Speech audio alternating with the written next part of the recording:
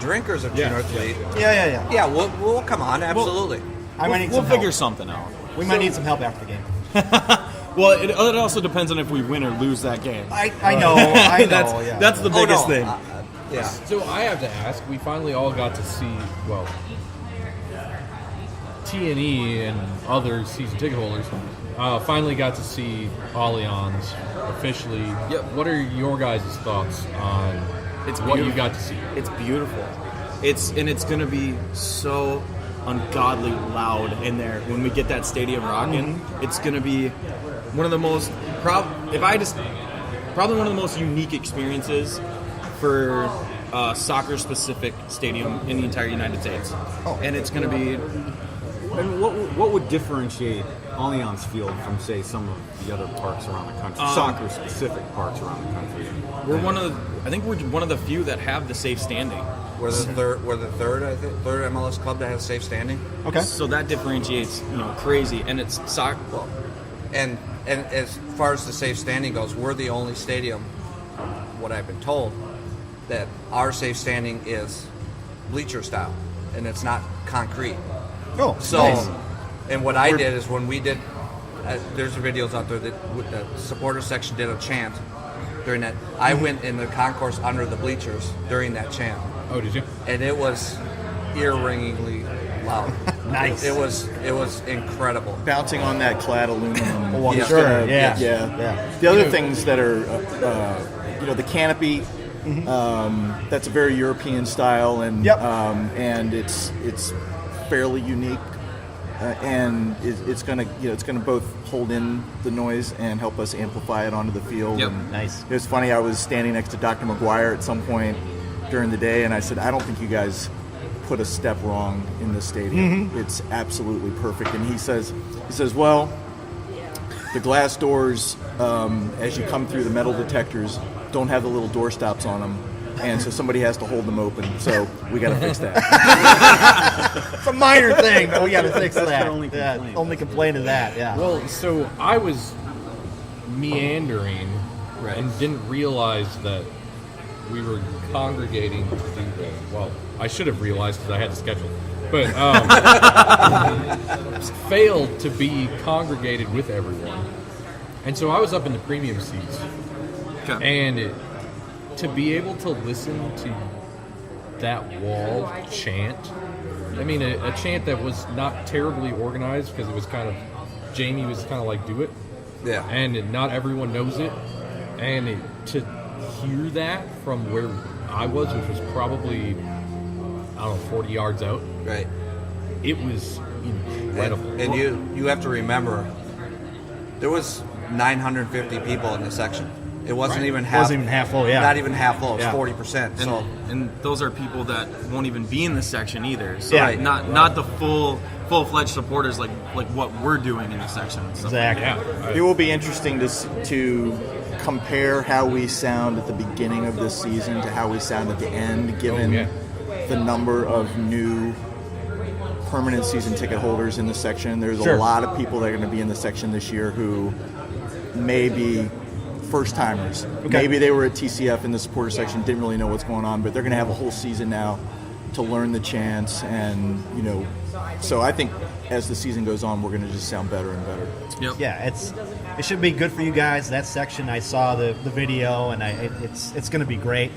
I will say this: the best thing I like about this stadium is the fact that McGuire and his partners paid for it themselves. yes, Amen. absolutely. Unlike Arthur Blank, hint, hint. So I love that. I love. It's frankly one of the reasons that I became a United supporter when I knew that they were going to try to privately fund. And it's funny because you go online and people are like, well, the taxes are paying for it. Like, no, they're not. People don't believe that. Well, they had to pay for the infrastructure.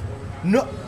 Yeah, St. Paul's going to pay for a little infrastructure to make it better around there. Yeah. But that helps everybody out. I don't understand why people are so against it. Well, I think it comes down to people are so used to teams muscling their way through, the legislature, Right. getting subsidized things that people just don't believe. Right. And it's so cool that we are one of the few that can say it didn't happen. No. Well, wasn't it too that they wanted to build a stadium in Minneapolis, Yeah. and they gave them just a hell of a hard time, and St. Yep. Paul's Well, like, they weren't giving them the tax breaks. No tax breaks. oh, In that's Minneapolis. what it was. Okay. And the funny thing is, I work for a construction company. Yep. And the tax breaks they were going to give them, and they gave them in St. Paul, it's just taxes on the materials you're buying. Yep. Oh, It's yeah. Who gives standard a- for every deal that. Yeah, exactly. Standard for every kind of corporation who goes in these places, they get tax breaks, and people are all ticked off. I'm like, who cares if the city doesn't see an extra $5 million in taxes from a stadium? They're going to make that back, and all the people will come in to your city. Yep. And Minneapolis missed out on a big opportunity. Oh, Well, Yeah, I Hodges, feel so Hodges bad. didn't want it.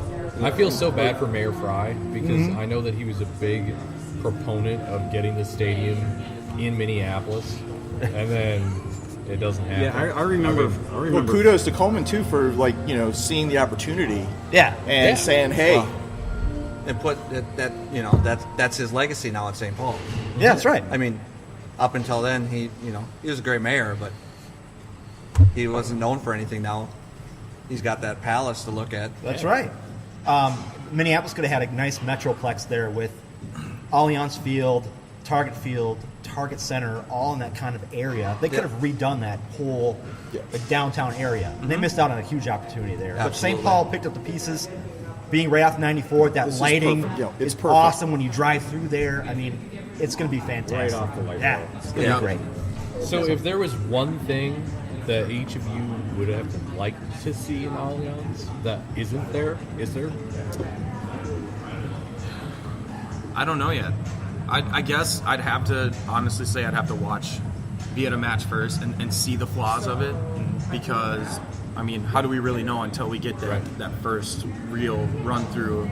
I mean, there aren't going to be any railings falling down like DC United had. I really hope not. I don't. that would be suspect any. awkward." They used Mortensen, so I trust that Mortensen did a fairly decent job putting the stadium together. I can't see they make a mistake. I'm wondering about traffic around the stadium That's getting there. and that's my concern. My concern's always been parking and traffic. So there's plans in place for shuttles and things like that, but And now with Uber, everybody does Uber now. So. yeah, But even that, traffic could be an issue, and where the Yeah. light rail is located, you have to cross University, and Yeah. Snelling's there, so they aren't going to be closing those roads during well, game days. according to them, they're gonna close half of Snelling, half of University. We'll see how that goes. I would love to see us marching up University or Snelling the way that we saw Cincinnati supporters marching. that would be great. That would be something that's, at least as far as I know right now, that's missing. Yeah. We have march plans, making do with what is available to us, but and the team's working with us to try and build that culture too. So Sure. that's really good. Right. Sure. They don't, if you can help us make the section, as full and great as possible, then support us in what we're trying to do. And they're working with us on that. So that's really good too. And that's exciting for everything that we're.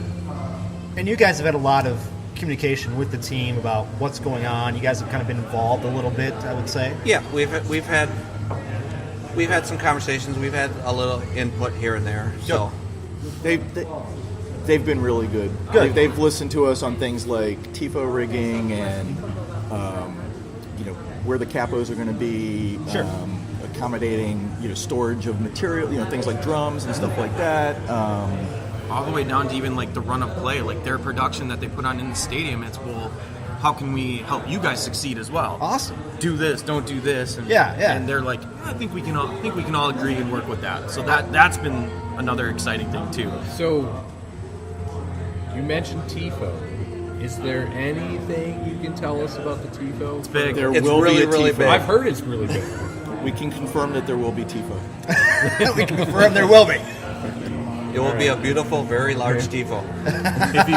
If you want to see it, you can do a practice deployment. If you check our social media, we have a sign up genius to where you can go help out. Oh. Is it complete yet?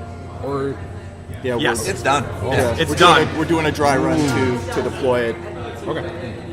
Nice. More the merrier. All the help we can get. But you got to keep it under your collective hats until match day. Yep. Well, I kept this secret for a long You time. did. I told, You did. I told my dog. Yeah. He didn't say anything to anybody. That's good. You actually made me tell you how to say it because Yeah, I was afraid on Facebook about how to say that we're going to do a podcast, but we're not going to tell you what's going on. I was afraid people were going to be like, "Well, you're doing it. Yeah, I know. You're going to go here. You're going to go here," and somebody's going to guess something. Right. You know. So I also saw that T&E has over 450 members now. So that we correct? have season ticket holders. We are at 390, and then we sell individual memberships as well. And I think the last I had heard that number is an additional 80 to 90 people. So we're looking at 475. Wow. That's cool. Yep. Oh, it blew us out of the water because when I think the last time we were on, you asked how many members we had, and I think we guessed 175. Yeah. Yeah, yeah. We were like, Yeah. we were like 180 ish. Yeah, you know, yeah. it's So yeah, it was shocking, great, but shocking. I'm a little nervous about it. I mean, it's a tremendous opportunity, but a lot. You know, when you bought the season ticket, you were confronted with the drop down, which supporters group do you want to affiliate with?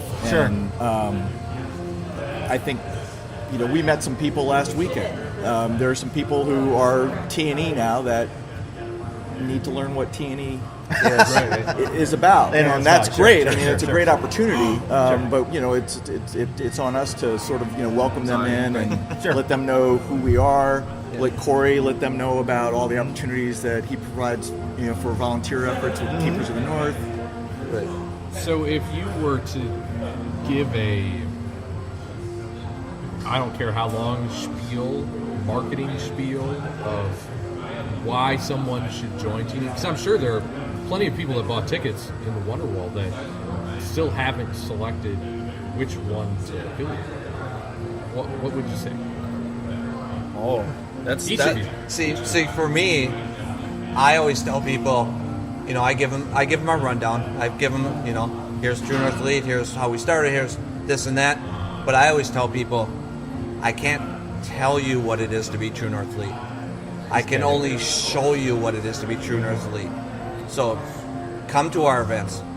Come to our watch parties. Come to our volunteer events. Mm-hmm. That's how you learn what True North Elite is all about.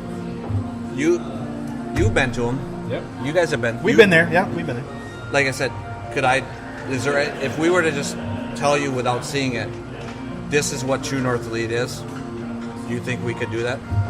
Not really. No, you have to be in the moment. Exactly. The opening game, you guys were at Finnegan's. We were all there, and it was Right. great.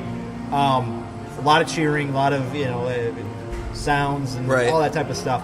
I'm not that type of guy. Right. I'll do it once in a while. Right. But I'm not that type of dude. Our friend Johnny, he was there. He signed up right away. He was like, "Oh, I'm going to sign up. Right here I am." Right here. I hear from John every day. I know. Yeah. And he'll be that way for a while. That's okay. Two more things I want to get into, guys, and we'll let you go.